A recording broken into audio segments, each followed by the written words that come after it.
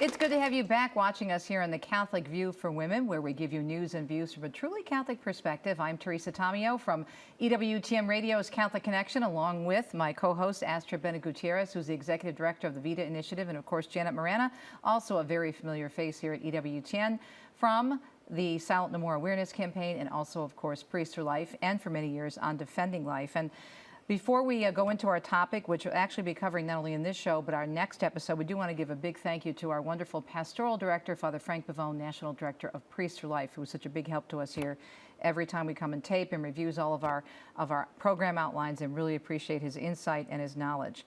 All right, now I'm really excited about these two programs. I love all of our shows, but I've gotten to know the author of this book about which we're going to be discussing, Subverted, How I Helped the Sexual Revolution Hijack the Women's Movement.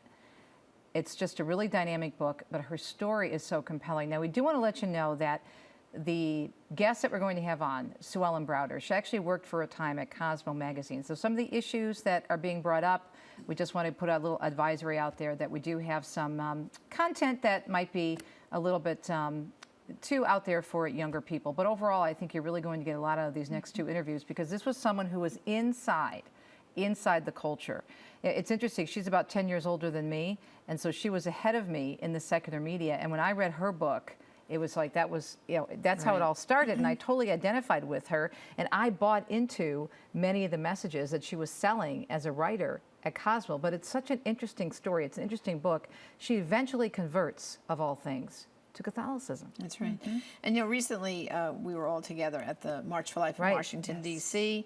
She was actually the keynote speaker at the Rose Dinner Banquet, and we had a great opportunity to catch up with her and ask her for an interview. So let's take a look at Sue Ellen Browder and see what she has to say. So I was a little girl from New Hampton, Iowa. My dad owned a shoe store. My mother was a stay-at-home mom. And I wanted some adventures in my life. And there was a Rexall drugstore in our little town, and they had a magazine rack. And I saw those magazines, and I thought, oh, all those people who write for those magazines are rich and famous and happy, right? And so when I graduated from high school, I wanted to go to college, and I wanted to become a journalist. And I met Walter there, my beloved husband of 40 years. And at that time, I wasn't sure I was going to be a magazine writer. But Walter read an article, an interview with Robert Frost. Walter loved Robert Frost, the poet. And he says, somebody had to write this article. And you would be wonderful. You could write magazine articles. And I thought, he's right. I could. And that would be like those magazines on the racks of New Hampton, and I would be rich and famous and happy, right? So after I got a degree in magazine writing at the University of Missouri School of Journalism, which was one of the best journalism schools in the country, it was the oldest journalism school in the country, and we went to Los Angeles for a year just to party. And then after that, and I got pregnant that year, and I was fired for being pregnant. In those days, people don't remember that women were fired for being pregnant after 5 weeks or 5 months. I had to quit the job, and I had no guarantee that I'd have a job when I came back. So suddenly I thought, whoa, this women's movement I've heard about, I guess I need this. Because I'm being fired for being pregnant. I had no idea. I thought I was just going to be rich and happy and famous because I was so smart. And so now I needed the women's movement too. So I go to New York City and I get a job at Cosmopolitan magazine. And how did I get that job? It was just in the New York Times. And I applied, and I don't even think I knew at the time that it was Cosmo. There was just an editorial assistant job open, and I took it. And it was Cosmo. And I thought, oh man, this is the glamorous magazine. And when I was at the University of Missouri, I had actually studied Cosmo for our magazine markets class. And I had decided, I told my journalist friends in training that these anecdotes were so pat in Cosmo, they seemed to be made up. They were just too perfect. When I got to Cosmo, I found out that was true. We were making up those stories about those women who were jumping into bed every 5 minutes with men every time they met somebody. Those stories were all manufactured. They were made up. But here I am, and people say, well, you trained to be a journalist, and how could you start making up lies like that? Well, I just kind of thought, you know, this is the big city. This is the way things are. I guess, you know, this doesn't hurt anybody. I thought, what could this hurt people? Well, we now know how much it hurts people. And we also know that the lies that we tell ourselves are the worst lies of all. And so I became very locked up in writing for Cosmopolitan magazine, and I became one of their freelancers. And while I was at home, I had 2 children. I had a beautiful marriage. I was home baking chocolate chip cookies. I was home baking homemade breads, planting vegetable gardens, and then writing this Cosmo Claptrap for a living, because they did pay well. They paid very well. And I just didn't realize at that time what damage it was going to do to the culture. I didn't have much of a conscience, okay? Or I did have a conscience and it was bothering me, but I didn't know what it was. And so I had a lot of anxiety when I said I don't like writing. I had a lot of anxiety, I had a lot of depression, I had a lot of interior chaos going on, you know, especially around that career. Okay, and then about that time, and very shortly after I went to Cosmo, Roe v. Wade was passed. And the next year, I got pregnant for the 3rd time. When I had already had 2 children, and I'd already been fired for being pregnant. And at that time, there were still no laws protecting women from being fired for being pregnant. And Walter and I both were like, we can't handle this. We can't handle this with one income. He wasn't making enough. We were freelance writing. We were trying to make a living as writers. We couldn't do this. And we just had a new baby. I mean, the baby, how did I get pregnant so quickly? Well, one thing is I went back on the pill, but I'd gone to a doctor, and I told him this pill makes me depressed all the time, which it did. And he's like, well, you know, pat me on the head, nice little girl, you know. Aren't things, maybe things are not going right in your life. And I was furious with him. And I took that pill and I walked out, and I forgot you had to take it for a month before it was effective. So I was pregnant within a month on the pill again. And so then Walter and I, it was a year after Roe v. Wade, and I had an abortion. So at this point, you see, there's lots of chaos going on inside that doesn't connect with what you're doing at Cosmo. If you're going to say that Cosmo is lying to women, then you have to admit to yourself that you've had an abortion and you were lying to yourself. So there's a lot of things that go into play there. So what happened to my conscience? Well, a lot of things happened to it.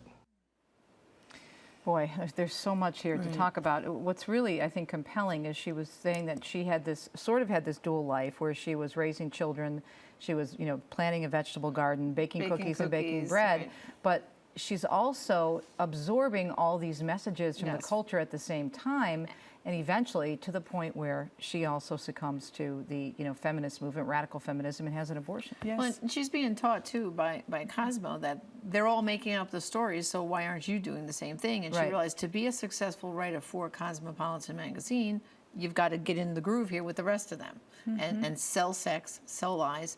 I mean, the viewers have to realize that Cosmopolitan magazine is something that should not be anywhere near your children, your teenagers, or... Well, they have a teen version of it they've had for years called Cosmo Girl, which is awful. And the fact that if you go into your doctor's office and you see it laying around, you have to point out to the doctor, you know, I really don't want to see this in the waiting room, that my young teens can get a hold of this. And it's the #1 selling magazine all over, not just in the United States, but all over the world. Right. In so many languages. Yeah, you know? I grew up, you know, going to the market and seeing the magazine on the racks, and it's so shiny and the beautiful woman on there.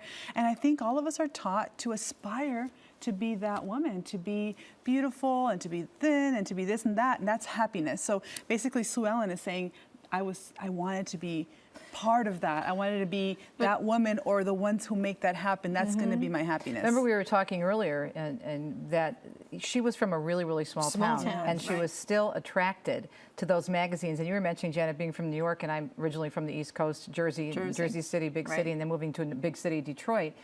Most people think that we're the only ones who are going to get exposed to those things because you see more of it in the big city. That's true.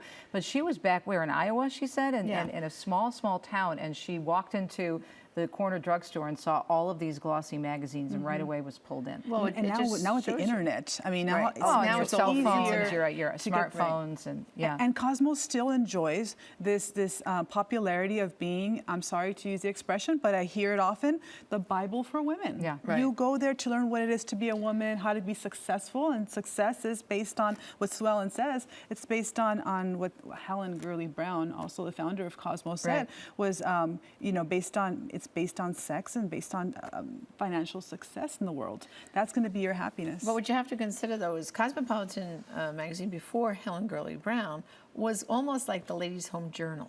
It was more like for a woman, but just a family kind of magazine that could be in any home. That's what that magazine really was when the Hearst publication company first published Cosmo.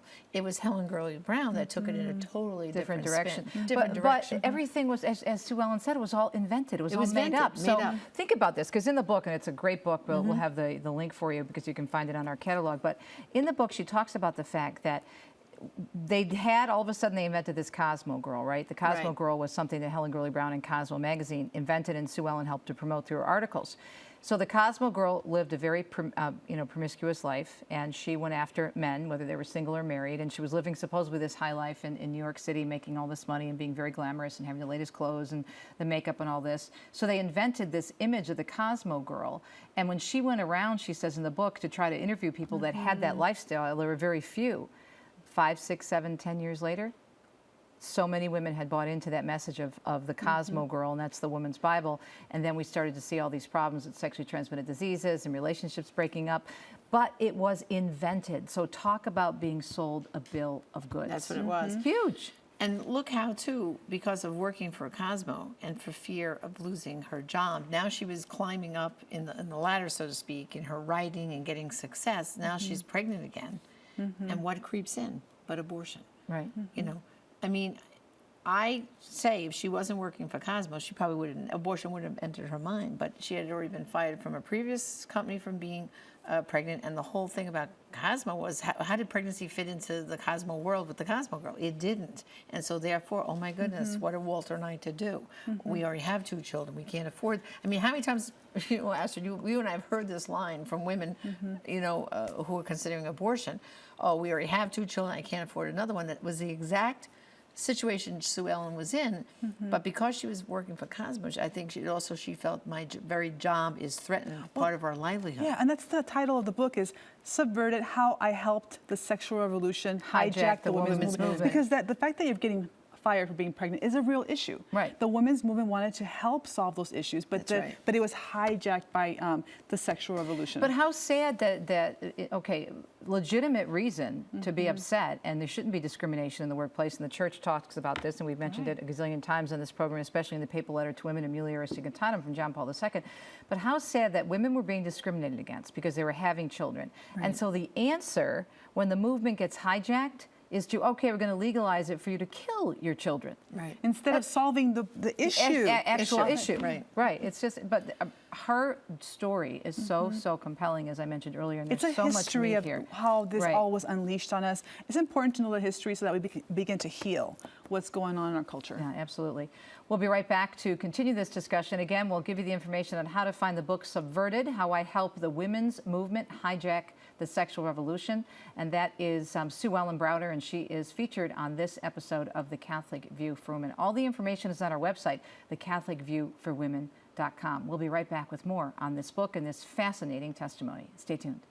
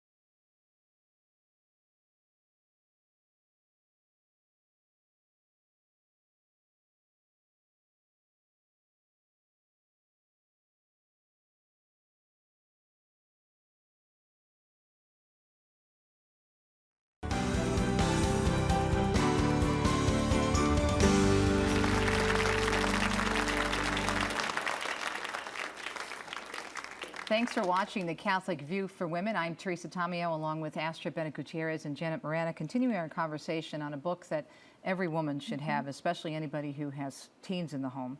The book is entitled Subverted by our guest, Sue Ellen Browder, and you heard just a little bit of her story of how she was very involved in promoting the lies of the radical feminists. And just, to me, it's very interesting how it really did affect her, even though she didn't want to believe it at first. That's right.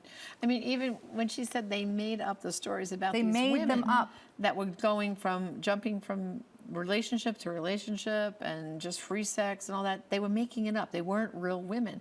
And when you look at even Cosmopolitan and these other magazines now that are sold to young people, and even women our age buy them, I mean, nobody is that thin. Nobody really looks like that all the time, you know what I mean? But yet with photoshopping, and they're selling sex and selling more magazines, and really it's the buyer beware. You have to really warning to your young people, college age and above, that from high school on up, you should not be reading Cosmopolitan But they magazine. invented this person, or this image right. that was out there. Right. And then they sold it, and then we had the sexual revolution again. She helped them hijack it, as you know, Well, as she said. It's basically propaganda. Yeah, is it's what it is. propaganda. I'd like to read something out of Sue Ellen's book here, and it kind of gives you a little glimmer into how did this all get started. And here's what she wrote. During my interview at Cosmopolitan, I carefully omitted any reference to our baby. She had just had that second child. And of course, I got the job at Cosmo. Freedom for women was in the air, but mothers were still in chains. Whereas Betty Friedan's message to women was, creative work of your own will set you free. Helen Gurley's brown message to single women was, hard work and sex will set you free as long as you don't have children. An author of the smash bestseller Sex and a Single Girl, published 1 year later, The Feminine Mystique, Helen saw the single girl as the newest glamour girl of our times and viewed children as more of a nuisance than a blessing. There you go. I mean, and then, of course, if you're going to have children anyway, she said, never waste time feeling guilty. Never agonize too much, and have a lot of paid help at home, and never, ever, ever let them interfere with the long climb to the top. And then you were mentioning, we were talking about in preparation for the show, that Betty Friedan, who wrote The Feminine Mystique, actually had service at home. She had help. She had maids. Where, Maids. in her book, Feminine Mystique, she paints a picture of this poor, housewife who's Tied to bored the out stove of her mind. and the My sink. life is Yeah, meaningless, and right. yet her real life, she had all this help. And so really what she was creating, Sue Ellen makes a good case for this, is probably propaganda for the women's, actually for the sexual revolution, the beginnings of it. Father Frank always says that that the whole abortion industry was built on lies, and it was. If you look at what happened with in both cases of Roe v. Wade and Doe v. Bolton, and so many people don't know that. So many people who've bought into the sexual revolution and the ideas of radical feminism, including especially you and I, Janet, because we're a little bit older than Astrid, we believed that it was real, and we were told that this was a way you had to live your life. And I was told that, and I so identify with Sue Ellen, even though Dominic and I never had children, but in terms of the pressure that was put on you in communications, the men weren't treated like that. Right. The men could live their lives, they could have their families, but the women were told, if you have children, and sometimes right out we were told, don't get married, don't have kids, because it's going to ruin your career. That's right. There's There's no place really, I mean, you were a news anchor woman, Teresa, and really, where was there room to have raised children and a family in that business? And at the time, this was before your reversion, that you thought that was the greatest thing, that you were this anchor woman in a Detroit market, and of course I can't have children. But the lies, this we were lied to in this area. We were lied to with abortion. We were lied to with birth control. And the little snippet she gave about what the pill did to her, emotionally and physically. The lies, the lies, the lies. And people have just accepted it. Let me read a quote from my book, Extreme Makeover. And this is in my chapter, Media Mania and the Feminist Mistake, as opposed to Good play on words, mistake. So I'm talking about the media and how much we have bought into this. And this is what we want you, the viewers at home, to think about and pray about. That should be added to their homework assignment. How much have you allowed the culture to infiltrate your mind, to impact you, to desensitize you to the beauty of who you are as a daughter of the King? We are slowly but surely being desensitized by the images and the messages. It's the old analogy of the frog in the pot of boiling water. If you tried to kill the frog by throwing him out of the pot of boiling water on the stove, he realizes he's in trouble and he jumps out. But watch what happens when you place the same frog in a pot of warm water and slowly turn up the heat. At first, he's comfortable. but before he knows it, he's cooked. When I look at the cultural landscape, I can't help but notice an awful lot of female frogs. We're telling our daughters, our sisters, our friends, come on in, ladies, the water's fine. In the meantime, we're all getting our gooses or our frog legs cooked. Before we know it, we have conformed ourselves, as Sue Ellen did, and I did, to this toxic culture of ours. And it's no wonder, considering the size and the powerful outreach of the mass media. Yes, the mass media. There's a part in Sue Ellen's book that really spoke to me because she talks about when she's already a successful writer for Cosmo, that she's invited to the Oprah Winfrey Show. And the reason she's invited is because she wrote an article about how career women that had, gotten all the success and everything they wanted materially, now we're having a hard time finding a husband. So the article's title is basically why you should marry down. Marry down. Okay, Yep. but marrying down doesn't mean that you don't look at the man's financial success. What she meant was you can overlook even his, if he's an immoral man who's going to cheat on you. You just at least he's with you. So basically, she's really telling women to completely settle any standard you had out the door. And so she's filming this episode, and I think she comes to a realization during that filming of that episode that this is all smoke and mirrors. It's all smoke what and are mirrors. we It's all selling? made up, right? And when she was there, she had the following thought. Said, it occurred to me that by focusing almost exclusively on money, power, and career while denying women's deeper longings for love and a family, the modern women's movement got its priorities upside down and backward. I thought, as strong, independent women, we need to be speaking out loudly and clearly about the truth that success in life isn't just about careers, sex, power, and money. All these trappings are nothing without love. In fact, they're just that. Loveless traps that don't set you free, but only enslave you by getting you to chase after transitory pleasures that will never fulfill the deepest desires of your heart. And it spoke to me because I was invited some years ago to the Spanish version of Oprah in Latin America, which is called The Christina Show, about the topic of abortion. So you can see how it truly is smoke and mirrors, media. You never know what you're watching. I was there, and our panelists were all the pro-life women saying how they'd chosen life and they were happy, or they chose an abortion and were unhappy. Then they had another side of panelists, women, Hispanic women, saying they'd had an abortion and were happy and they felt liberated. One young woman, which is a beautiful girl, said, I had an abortion 2 weeks ago, I feel great. And I thought, I'd never seen that before, but I guess they exist. After the show, we found out, because one of the girls felt so bad about something she'd said, she came up to us and said, I'm sorry for what I said. The producers told me to attack one of you because that's what I'm supposed to do. I'm an actress. We're all actresses. So all these post-abortive, for abortion women were actresses. Now, we found out, the viewers watching didn't know. No idea. Maybe they were shocked, but then they begin to accept the idea that there are women who have abortions who are happy and feel liberated. So you don't know what you're watching. This show had prestige. It was watched in every Spanish-speaking country. Well, think about Oprah and the impact. Yes, and that was years ago. Imagine now with the internet, how messages get out there. So we have to be so discerning. We have to be really well-formed. And I would say start by reading Subverted, your book, Extreme Makeover, and Janet, your book, Call Abortion. You're going to learn the history so that we don't repeat this and begin to heal. Sue Ellen starts in the 60s and the 70s. I pick up in late 70s, 80s, and 90s. And then Janet looks at this from, in terms of the whole abortion industry and how that's all tied in. So we try to give you all these different resources. So, well, the bottom line is, Sue Ellen said, rich and famous makes you happy? Not. That's what the lie she was sold, and now she discovered, no. That's not what makes you true happiness. And God is the only thing that's going to make any of us happy, that relationship with Christ. So if you know anyone who has a subscription to Cosmopolitan, cancel it. Get it out of the waiting rooms of your doctor's offices. Remember, we've been sold a bill of goods, especially women, by the culture. And we all have suffered from it. In some ways, we all bought into it. And finally, monitor your children's internet at home. Please. I have a whole chapter in here on the book, Extreme Makeover. But let's go over the homework assignment, Janet. Good stuff. Okay. Well, number one, of course, we want them to read Subverted by Sue Ellen Browder, which is available at the EWTN Religious Catalog. And of course, number two, read Teresa's book, Extreme Makeover, also at the EWTN Religious Catalog. And of course, my book, Recall Abortion. They're all available at the Religious Catalog.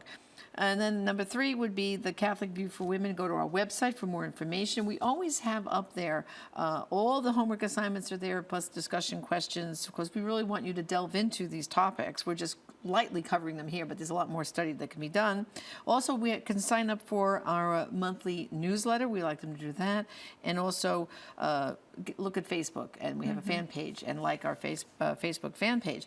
And I'd like to mention that all these books, when they're on the EWTN religious catalog, it means they've been vetted through the theology department. And they're all, so these are sound books. They're according to the magisterium. There's nothing that's you know, this is actually good things to read to open people's eyes to how bad the culture. And a quick shout out to our patrons for the program, our Kitchen Madonna, also available at EWTN religious catalog, and the symbolism is just beautiful.